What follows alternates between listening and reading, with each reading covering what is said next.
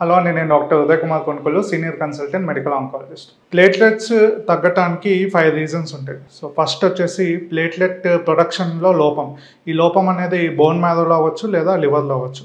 Bone మ్యారోలో అయితే కనుక nutrition deficiency, B12 deficiency, folate deficiency వల్ల అవ్వచ్చు, మైలోడిస్ప్లేసియా అనే కండిషన్ వల్ల అవ్వచ్చు, లేదా బ్లడ్ క్యాన్సర్ వల్ల కూడా ఈ ప్లేట్లెట్స్ అనేవి తగ్గొచ్చు అనమాట. లివర్ దగ్గరికి వచ్చేసరికి ఈ ప్రొడక్షన్ లోపం అనేది వైరల్ కండిషన్స్లో కొన్ని వైరల్ హెపటైటిస్ అంటాము, ఆల్కహాల్ బాగా తీసుకున్న వాళ్ళలో ఆల్కహాలిక్ సిరోసిస్, లేదంటే క్యాన్సర్ లివర్కి పాకినప్పుడు ప్లేట్లెట్ ప్రొడక్షన్ అనేది తగ్గొచ్చు అనమాట. సెకండ్ రీజన్ వచ్చేసి రీడిస్ట్రిబ్యూషన్. అంటే స్ప్లీన్ అనే ఒక అవయవం ప్లేట్లెట్స్ని స్టోర్ చేసుకుంటుంటుంది. ఇది వాచినప్పుడు, అంటే ఇది క్యాన్సర్లో అవ్వచ్చు, లేదంటే కొన్ని ఇన్ఫెక్షన్స్లో, అంటే లివర్ కండిషన్స్లో ఇది వాచినప్పుడు ఎక్కువగా ప్లేట్లెట్స్ని తీసుకోవటం వల్ల బ్లడ్ సర్క్యులేషన్లో ప్లేట్లెట్స్ తగ్గిపోతాయి. థర్డ్ రీజన్ వచ్చేసి ఆటో ఇమ్యూనిటీ. అంటే మన సొంత కణాలనే పరాయి కణాలుగా భావించి బాడీ అటాక్ చేస్తుంది అనమాట. దీనివల్ల కూడా ప్లేట్లెట్స్ తగ్గొచ్చు. ఫోర్త్ రీజన్ వచ్చేసి హర్బల్ ప్రోడక్ట్స్ యూజ్ చేయటం వల్ల, యాంటీబయాటిక్స్ యూజ్ చేయటం వల్ల, సో ఈ మెడికేషన్స్ వల్ల ప్లేట్లెట్స్ తగ్గొచ్చు.